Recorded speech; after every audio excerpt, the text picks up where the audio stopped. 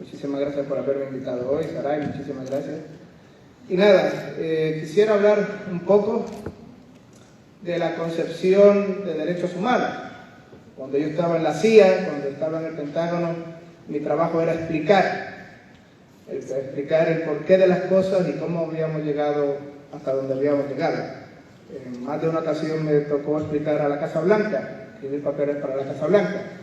Así que, con su permiso, voy a explicar un poco hasta cómo hemos llegado, hasta dónde hemos llegado en la situación trágica que vive Hispanoamérica hoy día, una situación muy trágica, donde los derechos humanos, donde la libertad está amenazada. Como yo siempre he dicho, detrás de todo está la inteligencia cubana, y ahora voy a explicarles el porqué.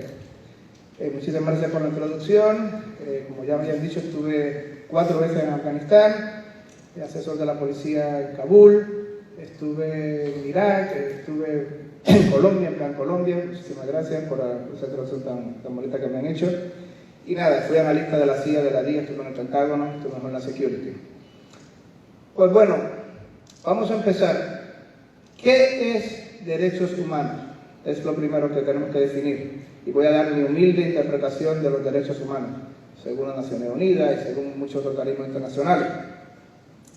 Pues miren, los derechos humanos son todos esos derechos inherentes, que son naturales, que vienen de Dios, que vienen de la naturaleza, que se le da a todas las personas, sin distinción alguna de raza, sexo, nacionalidad, origen. El derecho a la vida, el derecho a la libertad, el derecho a no estar sometido a la esclavitud y a tortura, el derecho a opinar, derecho a la educación, al trabajo, derecho a la familia. Si nos remontamos un poco en la historia de los derechos humanos, podemos retirar el mito ese de que los derechos humanos surgieron de la nada por generación espontánea hace 200 años. No, los derechos humanos llevan cientos y cientos de años. Podemos remontarnos a la Carta Magna, escrita por el cardenal Langton. Podemos remontarnos a cómo desde siempre la ley moral natural ha estado en la civilización cristiana occidental, defendiendo los derechos de las personas, de los pobres, de las personas que no tenían medios para concebirlos, los derechos de los que estaban acusados de crímenes. Podemos ver cómo una persona tan famosa hoy día como la reina Isabel, la católica de España, fue una gran defensora de los derechos humanos. En el 1504 fue la reina Isabel quien dio el origen a lo que se llamaban las leyes de Indias, dando su opinión, dando su orden, ordenanza real, de que se defendieran los derechos, en este caso de los indios, que estaban en las tierras descubiertas, y que fueran tratados con dignidad. Más adelante, siguiendo el ejemplo de Isabel la Católica, podemos ver la escuela de Salamanca, también en España, cómo se dedicó a defender los derechos humanos, especialmente de los indios en este caso. Y especialmente en 1512 las leyes de Burgos. Yo les recomiendo a todos ustedes, cuando tengan la oportunidad, vayan y estudien un poco de las leyes de Burgos, porque se ha reconocido universalmente las leyes de Burgos de 1512 como el gran primer avance institucional de los derechos humanos en el mundo. O sea que no estamos hablando de hace 200 años en Francia, todo lo contrario, estamos hablando de España, estamos hablando de hace 500 años atrás en España, cómo se desarrollan los derechos humanos, lo que hoy conocemos como derechos humanos. Las leyes de Burgos son importantísimas.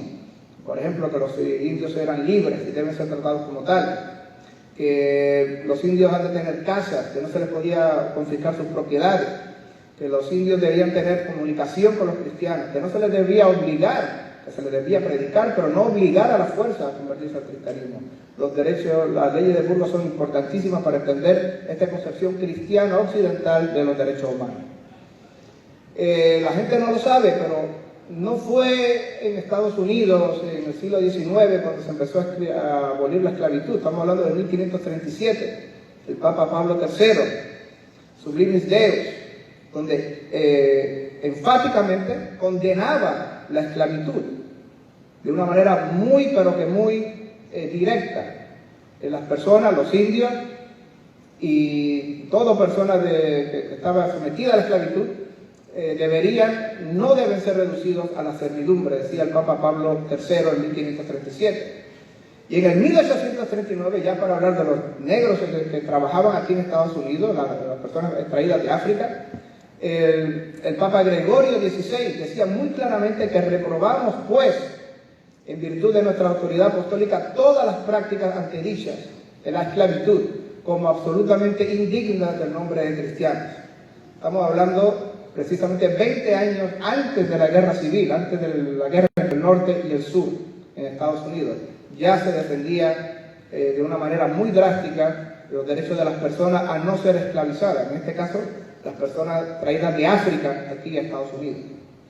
Los hospitales, ¿qué mejor que los hospitales para ser un ejemplo de los derechos humanos? Pues miren, los hospitales vienen desde el año como tal, desde el año 370.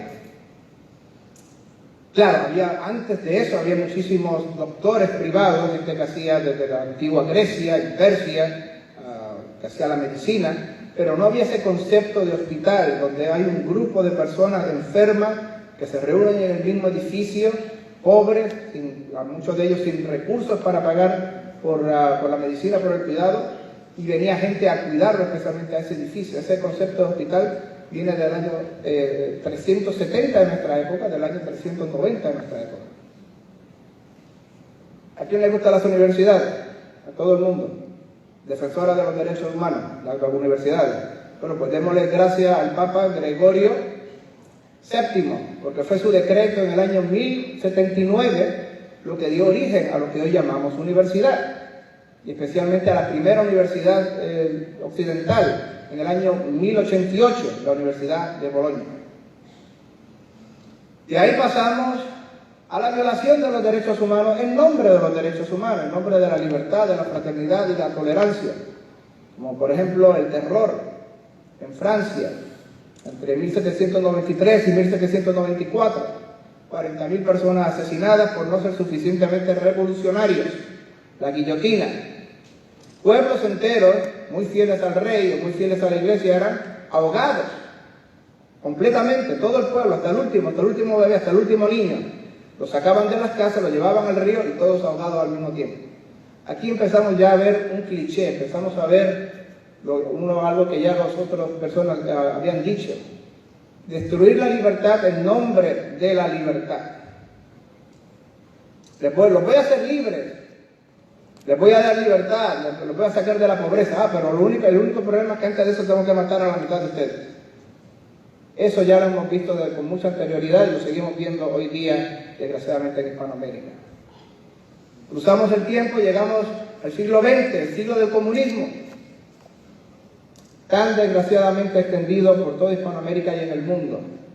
2 millones de personas muertas en Camboya, el genocidio cambodiano, de 1975 a 1979.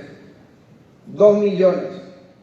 Así funciona el comunismo, así funcionan las dictaduras comunistas que destruyen la vida con la falsa promesa de dar libertad y sacar a la persona de la pobreza. De nuevo, les voy a dar la libertad y los voy a sacar de la pobreza a todos. Solo que tengo que matar a la mitad de ustedes primero. Así funciona el comunismo. La organización Archivo Cuba estima que, y esto es un estimado muy bajo, en mi opinión, que 3.116 personas fueron fusiladas en Cuba durante los años de la Revolución Cubana. Una revolución que fue protegida desde Estados Unidos por la prensa izquierdista, por la prensa lo que hoy llamamos liberal o progre, cuando pintaban a Castro como un Robin Hood. La prensa, el New York Times, la prensa que nosotros vemos hoy, lo pintaban como un luchador de la libertad, un Robin Hood, que iba a luchar contra la opresión de una dictadura muy malvada, y lo defendía. Creo que hasta una vez salió Castro con unos escapularios. De nuevo, un Robin Hood que va a dar la libertad y los va a sacar de la pobreza, pero tiene que matar a muchísimos primero y esclavizar al resto. Así funciona el comunismo. Venezuela. Aquí los hermanos venezolanos ya conocen cómo funciona la situación en Venezuela. Pobreza extrema. Pero eso sí, les prometía Chávez primero y Maduro después que los iba a sacar de la pobreza a todos. Los prometía que les iba a elevar el nivel de vida, que iba a acabar con la injusticia. Ahora, desgraciadamente, la gente tiene que salir corriendo de Venezuela a Colombia, tienen que arriesgar su vida, ir por el Darién, tratar de cruzar hasta Panamá, morir en el camino. Y eso es, de nuevo, es la falsa promesa del comunismo. Cuando se quita a Dios del medio, todo se derrumba. Y eso es el fundamento. Se quita a Dios o se pone un falso Dios por medio, se derrumba todo. Se derrumba el sistema, se derrumba el nivel de vida, se derrumba la ley moral natural. En realidad, el comunismo no es otra cosa más que 100 millones de muertos. Número 1 en el mundo. Olvídense de las demás dictaduras. Esto es lo que ha acabado con el mundo, esto es lo que ha acabado con la libertad, esto es lo que ha acabado con la vida en todo el mundo. 100 millones de muertos en Camboya, Rusia, China. Desgraciadamente hoy la libertad amenazada en países hermanos como Cuba, como Venezuela, como Nicaragua, Bolivia. Y les voy a explicar el porqué. No son casos divididos. Esto lo expliqué yo muchísimas veces en el Pentágono, se lo explicaba a los generales, se lo explicaba a la gente del gobierno. No son casos divididos o aislados, está todo coordinado por la inteligencia cubana. La inteligencia cubana es quien está detrás de todos estos movimientos revolucionarios, de todos estos movimientos electorales que le dan la victoria a la extrema izquierda en toda Hispanoamérica. Desde Colombia, desgraciadamente, Venezuela, Perú, Bolivia, Argentina, todo está coordinado por la inteligencia cubana. Es el plan de Puebla, es el plan de Sao Paulo, coordinado y llevado a cabo por la inteligencia cubana.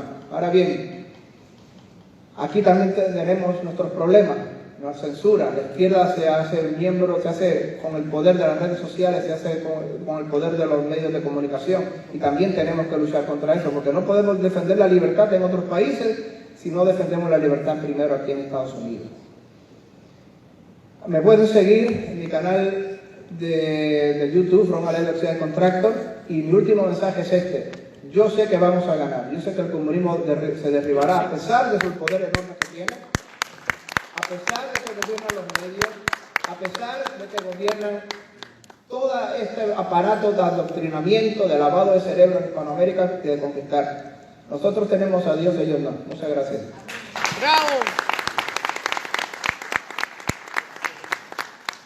Nadie puede con nosotros. Amén. Está conmigo aquí en Contramí. Ok, estamos bien de ánimo, ¿verdad? Yes. Excelente. We're in good spirits. So we're going to take another break right now. Time for coffee break. There are empanaditas, parece, paninis. Grab yours, please, and enjoy. Volvemos in 10 minutes or less. Let's try to make it quick, because we have a little more to go. Thank you. Coño, yo con un saludo al Rachel.